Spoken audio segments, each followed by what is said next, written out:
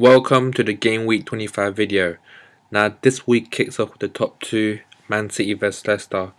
Man City come back, to the Etihad with an important win away at Sunderland. If you look back at previous years, that has possibly been a tough place for them to go and get 3 points from, but recent years they've done pretty well there and an important win.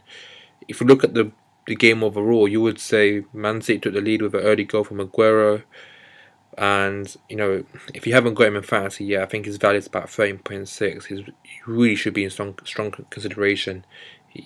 For me, the best striker in the league, and considering the fact that he takes a penalty kick, and Man City look like a team that will be getting goals, he's really got to be one of those players you really should be looking to get into your team if you haven't got him in yet, even despite the fact that he's valued quite high. And Sunderland played very well, I thought, in the second half. Could have easily drawn the game. Some good saves by Joe Hart and some good defending overall. And bonuses: 3 for Hart, 3 for Clichy, 3 for Otamendi. Otamendi comes with an expensive price. Clichy is obviously there because of Colora's injury, but I wouldn't be so bullish in terms of getting Clichy into the team. Otamendi, he's valued higher at 6.5 original starting price, but he's someone, if Man City do keep a clean sheet, will be getting bonuses, most chances. So, an important thing for Man City. And on the other hand, Leicester, very impressive win against Liverpool. I think they're showing characteristics of not even just title challengers, but even champions. So, really good play. If you've watched my previous video, I mentioned about Vardy, and obviously Mahrez and Okazaki got their assists, but Vardy is obviously the one I think people need to look at, and he's done really well. Defensively, we saw some good bonus points go to Hoof. I think his value's gone up from 4.3 to 4.4. If you're looking for a defender with, it looks like he's someone I'll look at along with Fuchs at Leicester, who looks like another one who probably get good bonus points possibly from Leicester keeping a clean sheet. This game's a tight game, but I just, for some reason at the moment, just see Man City probably edging it just because of the Aguero factor. But it's going to be a really good game, and it really can go any way. I mean, Leicester I don't think Man City are that strong defensively, and Leicester's pace and creativity, they can cause havoc. But the reverse fixture early on this season ended 0-0. That could repeat again, but I for some reason with Aguero, in this game, I just find it very hard to believe that Man City will play a 0-0 at the Etihad. So I'm just going to give this slightly to Man City because of the Aguero factor, but Vardy is a problem.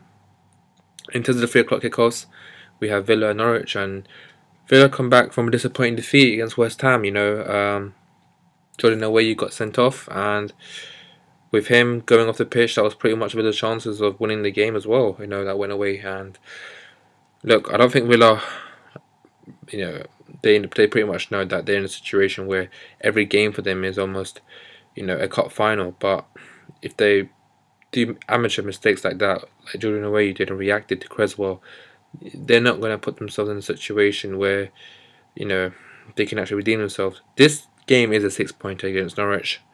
Norwich, for me, look like at the moment they are struggling. Beaten very comprehensively by Spurs 3-0 at home, and they're somewhat struggling. But they did show some, promise against Liverpool. But you see, it means little when you end up losing the game. For me, this is a big 6-pointer, and I've always thought that Villa do have some decent players around them, and some promise. So I'm gonna give this to Villa. I think they have enough to keep a clean sheet and importantly score a goal at least to win this game. Norwich on the other hand, if they were to pick the 3 points, I think this will almost guarantees Villa's relegation to the Championship. Now in terms of Liverpool and Sunderland, Liverpool, Leicester maybe, people might have thought, okay, Liverpool, from the great win against Norwich, things can change, but it's a very slow gradual process for Klopp at the moment. Liverpool are not the team that, they're very inconsistent, let's be honest, because we've seen them beat Man City, for instance, where we've seen them, get some very impressive results, but they still look very weak in some areas, especially defensively. They look like they can get caught out any minute. So on that front, I would say, The reverse fixture ended 1-0, Benteke scoring, and I only see one result at the moment. I think Liverpool will probably bounce back and win this game, but don't want, I wouldn't be surprised if Sunderland did end up, getting a goal. Maybe that would be consolation, but it should be a good game to watch. But I just see Liverpool getting some goals here potentially. And obviously Firmino for me, I think is the one player I look at, and I think he's probably the one that's likely to be involved in a lot of the attacks Liverpool create. Newcastle and West Brom.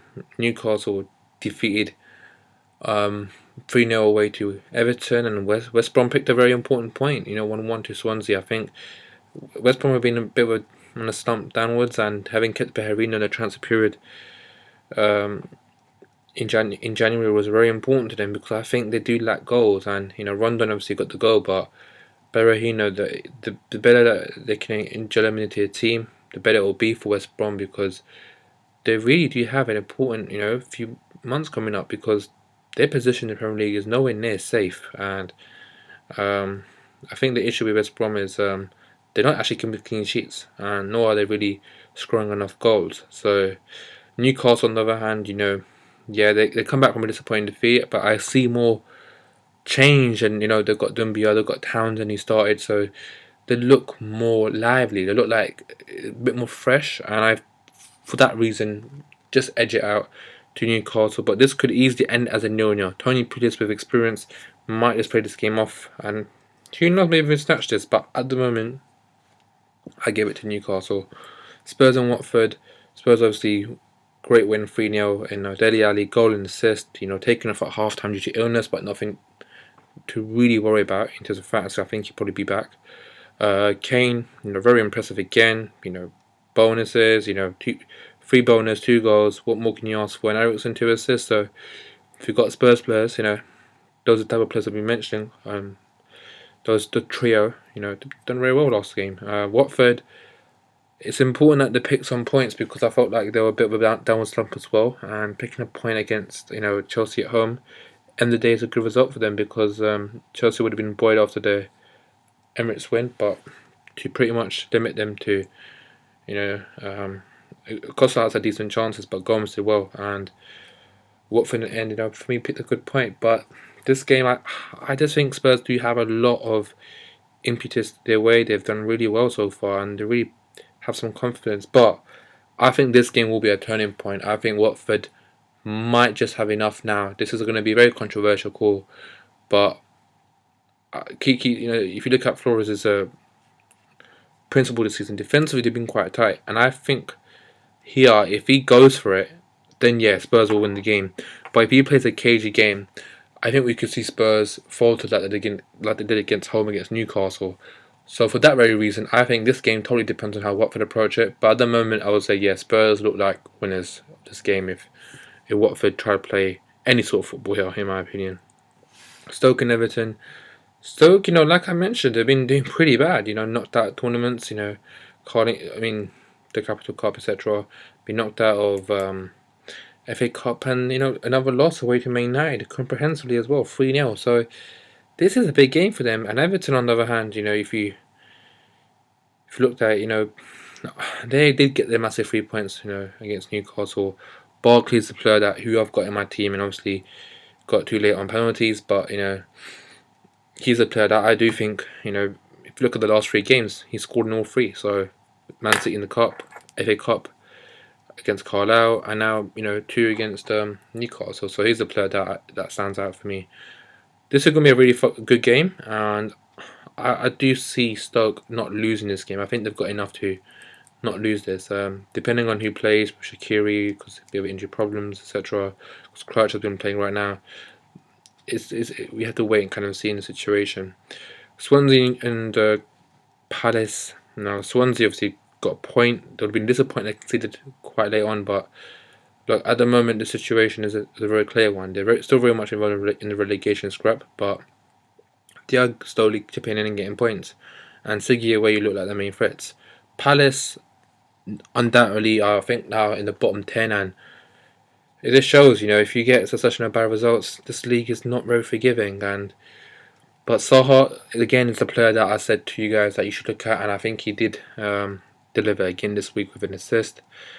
But yeah, I mean, it should be interesting to see how this game ends up.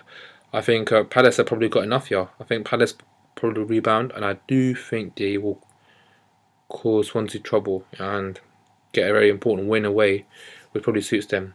Southampton and West Ham, obviously Southampton somehow kept Arsenal to 0-0, and West Ham impressive win. I think it's probably a game that West Ham can come here and really demonstrate themselves. I think they're really building confidence with Payet, Antonio, Valencia. I think they're all starting to gel well. And West Ham did have a few injuries, but with Payet back, I actually think that West Ham will win this game. So I'm going to go for a West Ham win.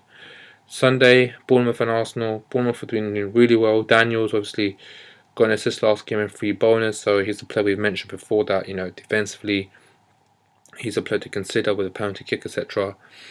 Arsenal, I think the fact is that, okay, they didn't score, and a lot of people have started to react by kicking Ozil out, which is now quite surprising. His value's gone down from 10 to 9.9, and obviously he hasn't really performed the last 3-4 weeks in terms of fantasy, but Arsenal do have some okay fixtures coming up, so in terms of potential points. So that's quite a surprising move considering when you look at Ozil's record overall this season. But I think the fact still remains: Arsenal created chances, 11 chances. Most occasions they will actually win that game 3-0. So to end up no, they must have been very unlucky. So this is a tough game. Bournemouth, winning away to Palace, it's a very impressive result. But I think Arsenal have got enough to win this game, so I want to go for an Arsenal win. Chelsea and Man United, I think this game has got a bit of a draw in it. I think this game is going to be a very boring 0-0 at the moment. I'd like to be proven wrong, but something tells me this game's going to be a 0-0. Probably end up bonuses for Aspilicueta, Terry, and some of the Man U defenders as well. Maybe for De Gea as well. So that's my kind of verdict of Game Week 25. Before I go, Man United, I had Lingard and Jackson, but I had them both on my bench, unfortunately, so I didn't get their points. But Lingard at 4.2 and Wolfie Jackson at £4 million, 2 players to look at. I got them in my team based on the fact that they're quite cheap as well and first team players. So those are 2 players that I would straight away recommend for main 9. Maybe not for this game week, but if you're looking to fit someone in, then those are 2 players I'll look at. So thanks for watching my videos and good luck for the game week.